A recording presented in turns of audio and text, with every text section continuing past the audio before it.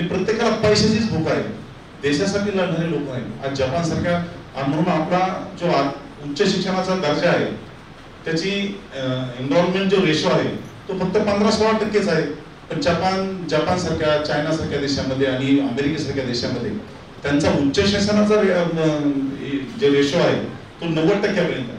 त्याच्यामुळे ते प्रगत राष्ट्र आहे. आणि एवढे मोठे प्रगत राष्ट्र असून आपली जी परंपरा आहे ऋषीमुनी सांगितलेली, त्या परंपरेवर जे विकसित झालेले तरुण आहेत, आज अमेरिकेच्या राष्ट्राध्यक्षाचे 13 डॉक्टरपैकी 10 डॉक्टर हे भारताचे आहेत.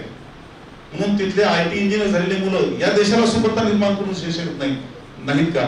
परंतु इथं तशी व्यवस्था त्याला निर्माण होत नाही.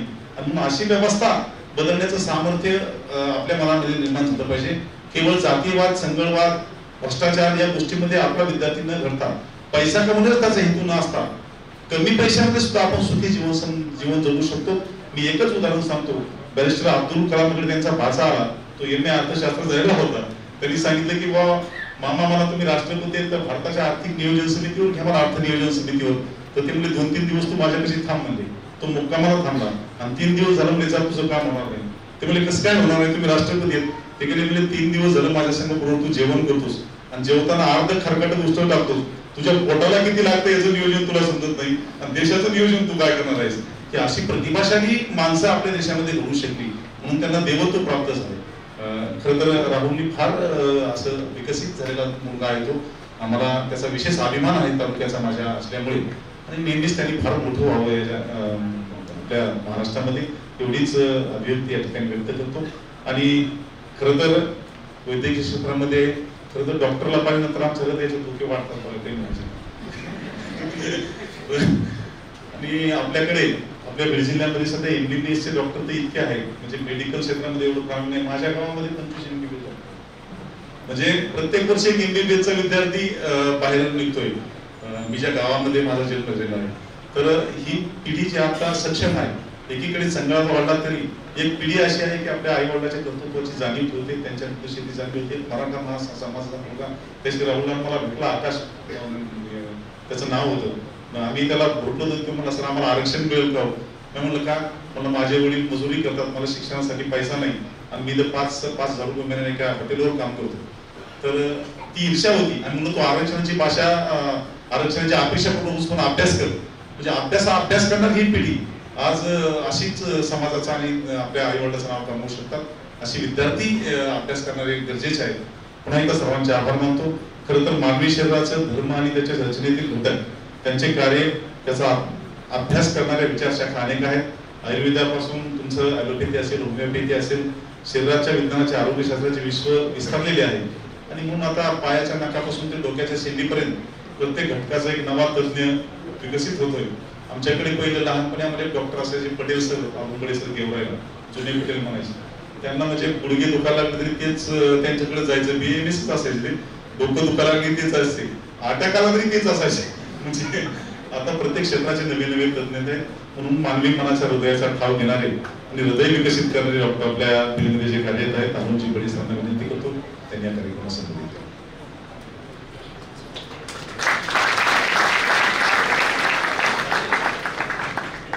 मोठ्या गप्पा न मारता आपण मुद्द्यावर येऊ. इथे आज सर्वजण ज्या गोष्टीसाठी जमा झाले आहेत तो मुद्दा असा आहे की 10वी नंतर काय. आणि माझ्या मतानुसार इथं सर्वजण जमा झाले तर मॅक्सिमम लोक हे नीट प्रिपरेशन करण्याच्या हेतूने आलेले असावे. तर नीट सोडून बाकीचं काहीतरी प्रोफेशन आपल्याला चूज करायचं आहे असं किती लोक आहेत? हात वर करू शकतात? ठीक आहे, म्हणजे 1% पेक्षा कमी आहेत. त्याच्यामुळे आपण मॅक्सिमम फोकस हे नीटवरच करू. ठीक आहे. आणि जर कोणाला काही वाटलं तर मध्ये आपण त्यांच्यासाठी पण थोडासा वेळ देऊ. आता जसं सरांनी सांगितलं 10वी पर्यंत, म्हणजे आता मी आज कार्डिओलॉजिस्ट आहे, 14 वर्ष माझ्या शिक्षणामध्येच गेलेले आहेत. तर त्याच्यात मी बाकीच्या गोष्टी पण बऱ्याच शिकलोय. तर 10वी पर्यंत जी मॅच्युरिटी असते तिथं आपण आपला जास्त दिमाग वापरत नाही. ऍटलिस्ट माझ्या माहितीनुसार जेवढं आहे की करिअरच्या बाबतीत. तर म्हणजे जेवढं काही मुलं डॉक्टर आणि इंजिनियर होतात हे स्वतःमुळे होणारे एक 10 ते 15% असते. मॅक्सिमम हे आई वडिलांच्या इच्छेसाठी झालेले असतात. मी पण त्यातलं एक आहे. म्हणजे माझ्या आई वडिलांना कुठेतरी वाटत होतं की आमचा मुलगा डॉक्टर झाला पाहिजे, म्हणून मी आज डॉक्टर आहे. तर 10वी झाल्यानंतर बरेच निर्णय आपण हे स्वतः घेऊ शकत नाही, तेवढी मॅच्युरिटी आपल्याला आलेली नसते. आता याची सुरुवात सांगण्यासाठी थोडक्यात मी तुम्हाला एक्झाम्पल सांगतो. जशी माझी 10वी झाली त्याच्यानंतर आपल्याला कसं असतं, काही मोहक गोष्टी असतात, पैसा किंवा आजूबाजूचं वातावरणात. आणि जेव्हा ते वातावरण असतं त्या वातावरणात मॅक्झिमम हे वाईट लोकच असतात जे फोकस मध्ये असतात. जसं तुमचा कोणी राजकारणी असेल, म्हणजे मला कुणाला पर्सनली कुणाला म्हणायचं नाही, राजकारणी असतील, व्यावसायिक असतील, त्यांनी लवकर पैसा कमवलेला असतो. पण जसं आपण म्हणतो ना, तुम्हाला कॅरेक्टर बिल्ड करण्यासाठी कोणतीही गोष्ट लवकर भेटत नाही, त्याच्यासाठी स्ट्रगलच करावं लागतं. म्हणून त्या गोष्टीकडे आपण अट्रॅक्ट होत असतो. पण बाप नावाची जी गोष्ट असते, त्यांनी हे सगळे उन्हाळे पावसाळे अगोदर खाल्लेले असतात. त्याच्यामुळं तो जो आपल्याला मार्ग दाखवतात तो योग्य असतो आणि तो असायलाच पाहिजे. म्हणून आपण 100% त्यांच्यावर विश्वास टाकूनच मार्गक्रमण करायला पाहिजे. जर आता वडील म्हणत असतील की आपण डॉक्टर व्हायला पाहिजे, तर आपण डोळे झाकून विश्वास ठेवला पाहिजे. आणि एक गोष्ट लक्षात ठेवा, जोपर्यंत आयुष्यात तुम्ही कोणावर तरी डोळे झाकून विश्वास टाकत नाही, तोपर्यंत माणूस आयुष्यात कोणताही सक्सेस अचीव्ह करू शकत नाही. तर सर्वात महत्वाचं की तुमची आता हार्डवर्क म्हणजे मेहनत करायची तयारी असली पाहिजे. जसं सरांनी उदाहरण दिलं होतं की मेहनत करून तुम्हाला सक्सेस भेटेल असं कधीच नसतं. कारण तुम्हाला जे तुम्ही हार्डवर्क करताय ते योग्य दिशेने झालं पाहिजे, तरच तुम्हाला आयुष्यात सक्सेस मिळू शकतो. तर मग आता हार्डवर्क करताना 2 गोष्टी महत्वाच्या असतात. दुसरं म्हणजे डेडिकेशन. डेडिकेशन काय असतं, आता तुम्ही ठरवलं की आता मला पीजी प्रिपरेशन करायचं, नीटचं प्रिपरेशन करायचं आहे, तुम्ही तयारीला लागले. मध्येच आई वडील म्हणतात नाही अरे आपल्याला कुणाच्या तरी दादाच्या लग्नाला जायचं, बहिणीच्या लग्नाला जायचं, आणि आपण बिंदास उड्या मारत जातो. तर आता डेडिकेशन कशाला म्हणायचं? डेडिकेशन अशी गोष्ट असते की जर समजा तुम्ही एकदा प्रिपरेशन चालू केलं तर तुम्हाला बाकीच्या काहीच गोष्टी दिसल्या नाही पाहिजेत. म्हणजे तुम्ही कोणत्याही पॉइंटवर या ट्रायंगलच्या उभा राहिला तर तुम्हाला शेवटी फक्त गोल दिसलं पाहिजे. तुम्ही काहीही करा, कुठूनही बघा, तुम्हाला गोल जर दिसलं शेवटपर्यंत तरच तुम्ही त्याला स्टडी शेवटपर्यंत टिकून राहू शकता. तर मग तुम्हाला कोणताही कार्यक्रम दिसला नाही पाहिजे, कोणत्या सुट्ट्या दिसल्या नाही पाहिजे, तुमच्या आवडी निवडी ह्या सर्व गोष्टी तुम्हाला त्या एका वर्षासाठी पूर्ण बाजूला ठेवाव्या लागतात. तर तुम्ही त्या परीक्षेमध्ये तुम्हाला सक्सेस भेटतं, नाहीतर तुम्हाला सक्सेस भेटत नाही. आता या दोन्ही गोष्टीला जोडण्यासाठी जी तिसरी गोष्ट असते ती म्हणजे कन्सिस्टन्सी. कन्सिस्टन्सी कशाला म्हणतो आपण, तर कन्सिस्टन्सी म्हणजे सातत्य. म्हणजे मी आठवड्यातून 3 दिवस रात्री 8 ते 12, 1, 2 वाजेपर्यंत अभ्यास करतो आणि 2 दिवस मी खेळण्यामध्ये वाया घालवतो. तर याला आपण कन्सिस्टन्सी म्हणत नाही. कन्सिस्टन्सी म्हणजे तुम्ही रोज 8 तास अभ्यास करा. मी तुम्हाला सांगतो कोणत्याही जगामधलं कोणतंही प्रिपरेशनला रोज तुम्ही 8 तासापेक्षा जास्त अभ्यास करायची गरज पडत नाही. मी आजपर्यंत केला नाही आणि मी हे तुम्हाला प्रूव्ह करून दाखवू शकतो. पण तुम्हाला त्याला कन्सिस्टन्सी लागते. तुम्ही 2 दिवस 16 तास अभ्यास करून 4 दिवस तुम्ही तुमचे जर वेस्ट केले तर तुम्हाला ते सक्सेस भेटू शकत नाही.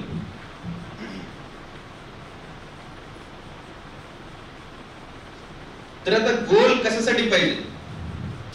गोल याच्यासाठी पाहिजे की आपण जे डेडिकेशन, हार्डवर्क हे कधी कशासाठी करतो की आपल्याला ती गोष्ट दिसली पाहिजे. आता जसं आता मला माझ्या वडिलांनी सांगितलं होतं की बाबा, आता मला तर काहीच माहित नव्हतं ना, एमबीबीएस करायचं, वडिलांच्या इच्छेने करायचं एवढंच माहित होतं. पण त्यांनी सांगितलं की नाही बाबा, तू जर एमबीबीएस ला लागला तर आम्ही तुला एक पॅशन प्लस घेऊन देऊ. म्हणजे आपल्याला काय ना, आपलं टार्गेट काय, पॅशन प्लस. म्हणजे आता एमबीबीएस ला काय त्याच्याशी आम्हाला घेणं देणं नव्हतं. मग माझ्या रूम मध्ये पॅशन प्लस, माझ्या दरवाज्यात पॅशन प्लस, जे भेटल मित्राच्या रूमवर गेलं तरी त्याच्या रूमवर एखादा पॅशन प्लसचा फोटो लावलेला असायचा. म्हणजे माझ्या डोक्यात एकच होतं की आपल्याला हे पॅशन प्लस भेटलीच पाहिजे आणि त्याच्यासाठी मी एफर्ट करत होतो. तर मग जोपर्यंत तुम्हाला ते गोल दिसत राहील तर तुम्हाला ती एनर्जी भेटत राहते. किंवा मी कशासाठी करतोय, म्हणजे आपण म्हणतो ना की तो गोल जर समोर असेल तर तुम्हाला रस्त्यामधले जे काही अडथळे आहेत ना ते दिसत नाही. म्हणजे तुम्हाला आता डोंगरावर चढायचं जे माहिती आहे टोकाला, तरच तुम्हाला ती सुरुवातीला एनर्जी तिथपर्यंत जाण्याची येते. मग तुम्ही काटे येऊ द्या, काही येऊ द्या, पण तुम्ही कसं ना त्याला मार्गक्रमण करत असता. तर सर्वात महत्वाचं आपल्याला गोल दिसलं पाहिजे. आता थोडक्यात सांगतो. आता एखाद्या मुलाला म्हणजे आपल्याला असतं की आपण बघतो की एखाद्याला म्हणजे कोणाला मर्सिडीज आवडते, कोणाला दुसरी एखादी गाडी आवडते. आता जसं मला माझ्याकडे जीप कंपास आहे, मला जीप कंपास खूप आवडायची. मग आपण जेव्हा मी कुठे ट्रॅव्हल करतो मला रस्त्याने फक्त जीप कंपास दिसतो, मला दुसऱ्या गाड्या दिसत नाही, कारण माझ्या डोक्यात काय मला तीच पाहिजे.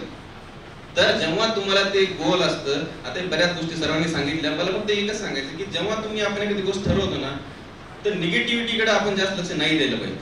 म्हणजे समाजात तुम्ही 10 उदाहरणं दिली आता की हे निगेटिव्ह ते निगेटिव्ह, अरे बाबा ठीक आहे ना, जर 1000 लोक दुनियात पॉझिटिव्ह आहेत, तुम्हाला 4 निगेटिव्ह गोष्टीला हायलाइट करायची काहीच गरज नाही. तर ही झाली पॉझिटिव्हिटी. म्हणजे आता इथं जर मी तुम्हाला विचारलं की रेड शर्ट किती जणांनी घातलाय, तर मला फक्त रेड रेड रेडच दिसेल इथे, मला कोणी काळा किंवा दुसरा दिसण्याचं काही रिझन नाही. आता याच्यात किती जण आहेत, म्हणजे जवळपास नाही म्हणलं तर एक 200-300 लोक आहेत इथं. पण आपल्याला सिलेक्टिव्ह म्हणजे ती पॉझिटिव्हिटी झाली. मला जर रेड पाहिजे तर मला रेडच दिसतं. तर त्याच्यासाठी आपण तुम्हाला जे गोल आपण डिसाईड करतो ते गोल तुम्हाला नेहमी तेच दिसायला पाहिजे, तर आपण बरोबर तिथपर्यंत मार्गक्रमण करतो.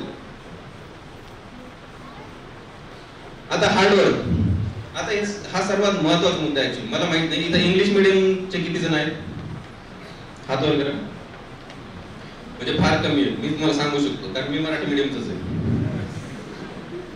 तर 11वीला ऍडमिशन घेतल्यानंतर म्हणजे मला तर कमीत कमी 3 महिने काहीच कळत नव्हतं. म्हणजे कोणीतरी येतात, मास्तर येतात, काहीतरी बडबड करतात, जातात, सगळं डोक्याच्या वरून. पुस्तकात बघितलं काहीतरी इंग्लिश, आपली change the voice voice the change, ते पण काही जास्त येत नव्हतं.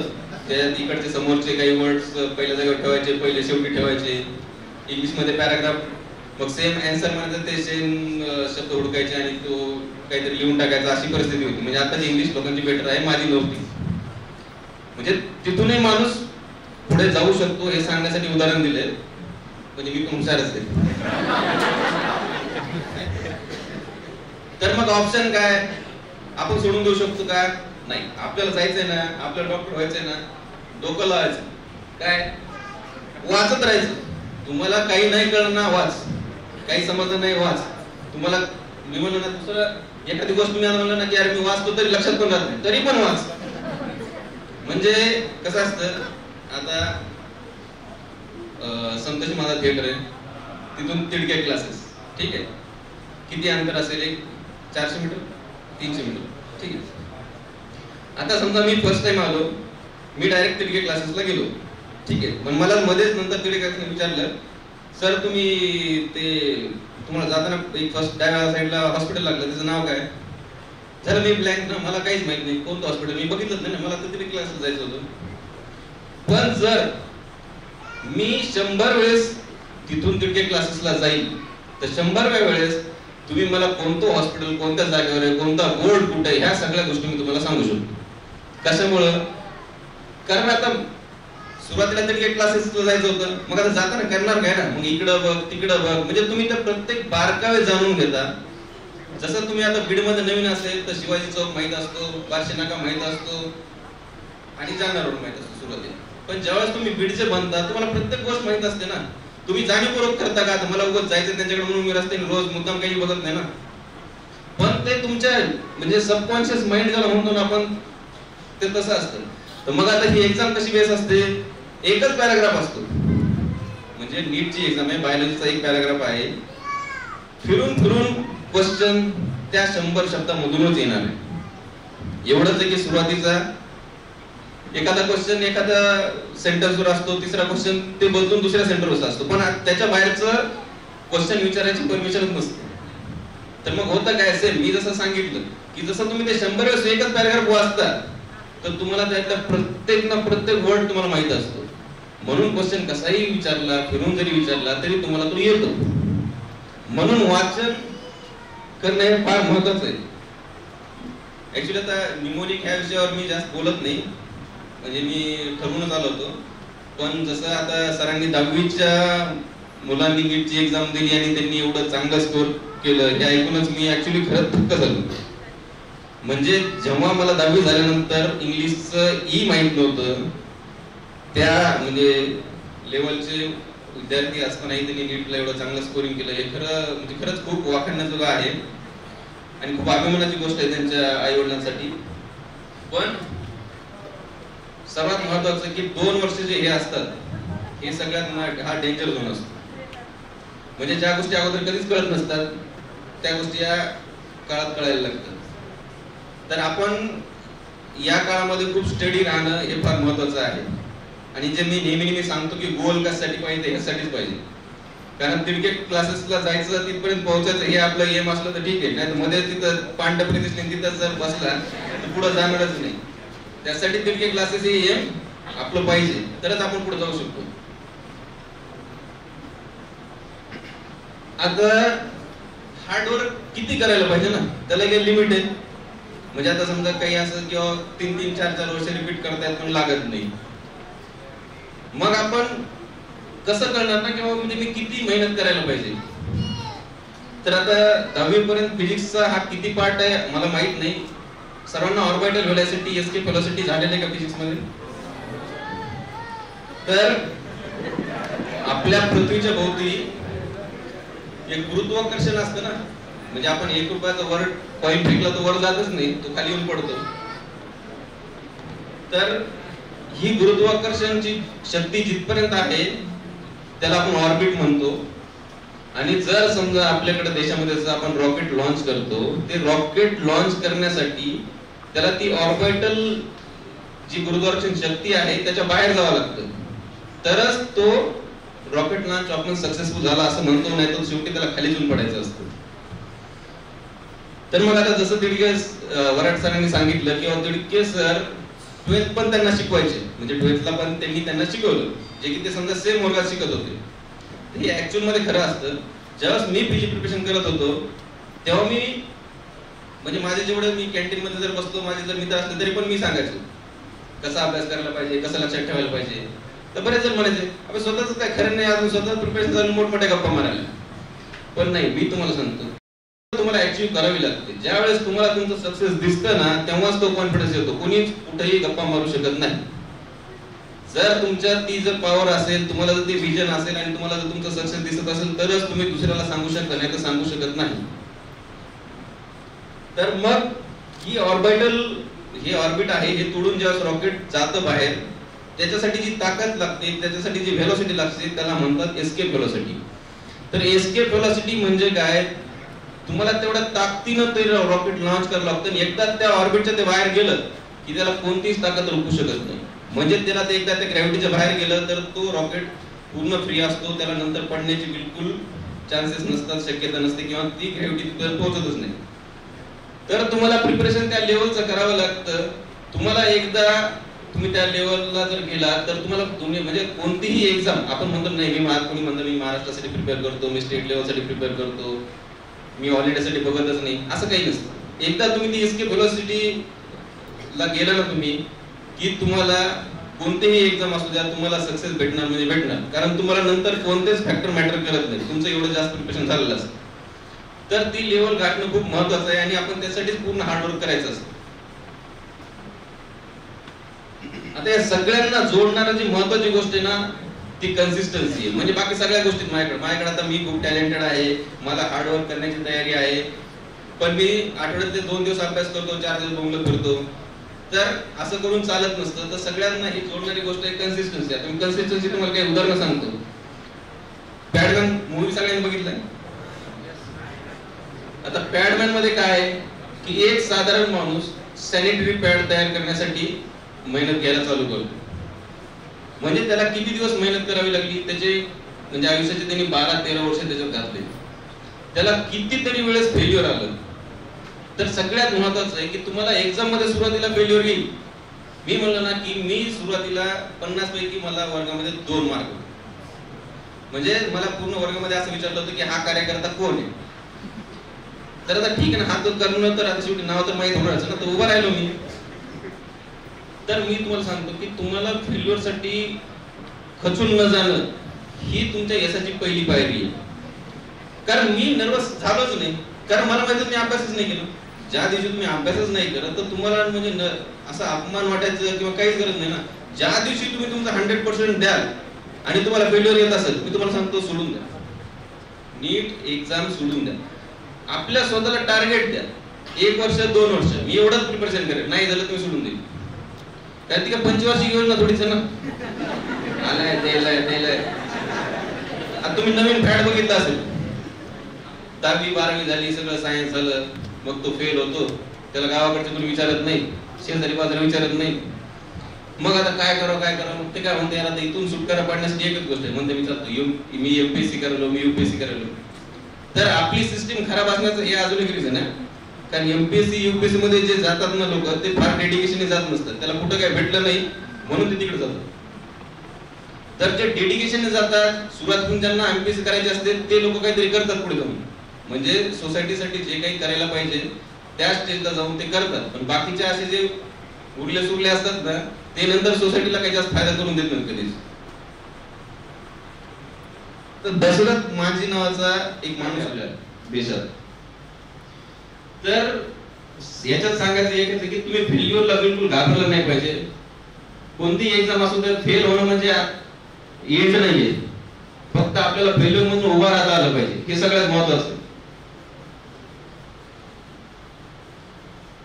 तर सांगायचं काय की बाबा आपण काय करतो, आता एक्झाम 2-4 एक्झाम झालं, फेल झालं की तो म्हणतो नाही जाऊ दे पप्पा, मी आता ते काय जमलं झाले आपल्याला, मी इंजिनिअरिंगला ऍडमिशन घेतो. तर असं नसतं, हे फेल्युअर सगळ्यांना फेस करावं लागतं. तर मग काय करायचं, तर गोल चेंज नसतं करायचं, तुमची स्ट्रॅटेजी बदलायची असते. मला सांगा, इथं सगळ्यांना सेमच मेंदू ना, सगळ्यांना 1100 ग्रामचाच मेंदू आहे, कोणालाही एक्स्ट्रा येत नाही. तर त्या मेंदूमध्ये काम करायचं असतं. म्हणजे एखादा खूप हुशार आहे, तो जन्मजात हुशार राहतो असं काहीच नसतं. तर आपण कुठे कमी पडतो याचं आपण स्वतः इव्हॅल्युएशन केलं पाहिजे, आणि ते कळल्यानंतरच तुम्ही पुढे जाऊ शकता.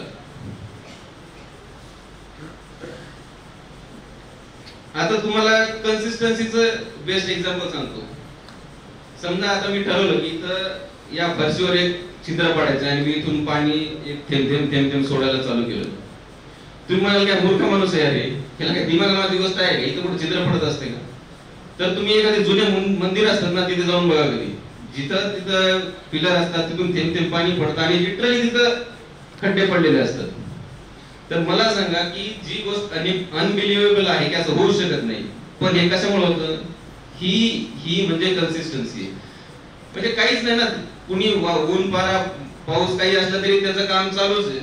तर म्हणजे मला सांगा, एक पाण्याचा थेंब दगड करू शकतो, तर ही आहे कन्सिस्टन्सी. तर आपण तर माणूस आहे ना, फ्लेक्सिबल आहे, आपण तर काही करू शकतो ना. म्हणजे मेंदू आपल्याला जो एक्स्ट्रा दिलेला आहे तो याच्यासाठी दिलेला आहे, त्याचा आपण फक्त वापर केला पाहिजे.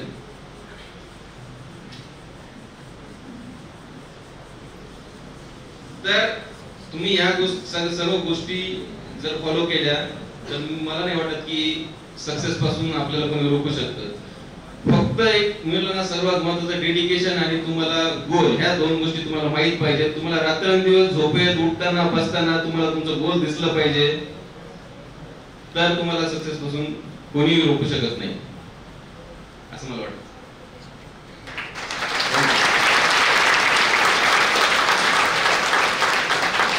सर्व मी जे काही प्रिपरेशन करणार आहेत त्यांना माझ्या खूप खूप शुभेच्छा. आणि ज्यांनी म्हणजे आयुष्यात गोल ठरवलं नसेल, त्याच्याविषयी काही माहित नसेल, तर मी सांगतो, डोळे झाकून आई वडिलांवर विश्वास ठेवा.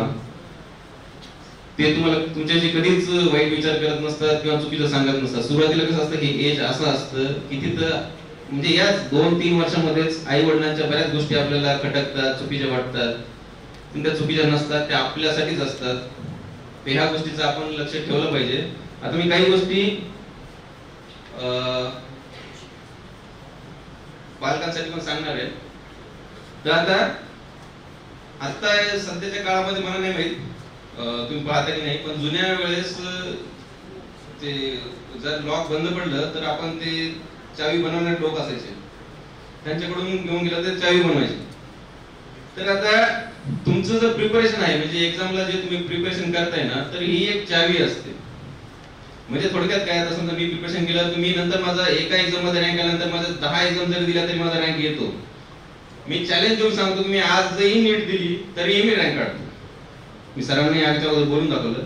तर तुम्हाला तसं प्रिपरेशन करावं लागतं. तर मग काय त्यासाठी ते प्रिपरेशन ही की आहे.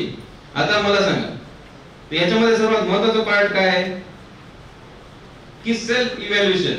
म्हणजे मी तुम्हाला सांगितलं की आज तुम्हाला मी चावीचं एक ते असतं ना, साबणीमध्ये ठसा बनवतात चावीचा, त्या चावीनुसार तो माणूस त्याला शेप देऊन चावी बनवत असतो. पण मी त्याला 1 महिन्याचा टाइम दिला ती चावी बनवण्यासाठी, आणि नंतर 1 महिन्यानंतर आपण त्याला जर ते लॉक ओपन करायला सांगितलं, त्याला टेस्ट देत नाही. मी तुम्हाला आज बॉन्ड पेपरवर लिहून देतो, तो कधीच लागत नाही नीटला, कधीच नाही. कुठे सर? तर हे कशासाठी मी एवढं कॉन्फिडंटली सांगतोय, कारण त्याला सेल्फ इव्हॅल्युएशनच नसतं. म्हणजे तो कुठं चुकतो त्याला माहितच नसतं. काहीतरी मार्क पडले सावधान यार, कुठं कोण पेपर चेक करायला. तुम्हाला सांगतो, जेव्हा तुमचे क्वेश्चन आधीतून पुढे तुम्ही ऑब्झर्व करा, कारण तुम्ही जस्ट प्रिपरेशन करणार आहे. जे क्वेश्चन चुकतात अल्टिमेटली तुम्ही डे फर्स्टला एक्झाम देताना जे क्वेश्चन चुकले, तुम्ही फायनल एक्झामला जेव्हा ते क्वेश्चन येतो त्यावेळेस तुम्ही तोच क्वेश्चन चुकण्याचे चान्सेस असतात. कारण काही आपल्या डोक्यामध्ये जे बिलीफ असतात ना, ते कधी निघत नसतात. तर तुम्हाला ते जे 30% 40% जे क्वेश्चन असतात जे नेहमी चुकतात, तुम्हाला त्याच्यावर भर द्यावा लागतो. ते क्वेश्चन परत परत वाचावे लागतात. ते का चुकतंय, माझ्याकडे काय मिसकन्सेप्शन आहे, या गोष्टीवर तुम्हाला म्हणजे सगळं स्टडी करावं लागतं की माझ्याकडून असं का होतंय, आणि त्याच्यातून तुम्ही सुधारत असतात. तुम्ही जर एक्झामच नाही दिल्या, तुम्ही ते पेपर चेकच नाही केले, तुम्ही कितीही अभ्यास करा, फायनल एक्झाम मध्ये तुम्हाला मार्क पडतच नसतं.